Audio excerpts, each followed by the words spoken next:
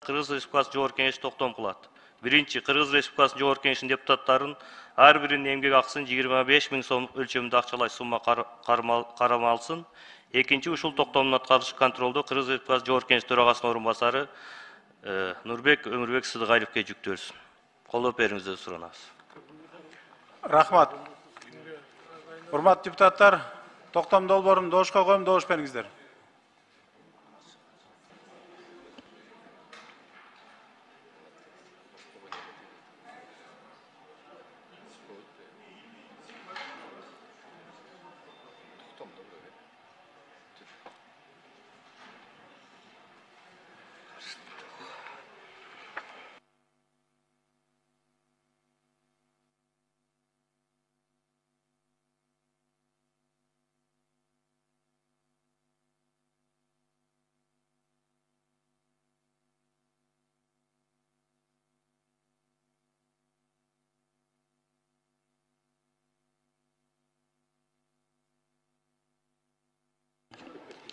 Макул 84, бары 84 токтом долбоору кабыл алынды. Чоң рахмат.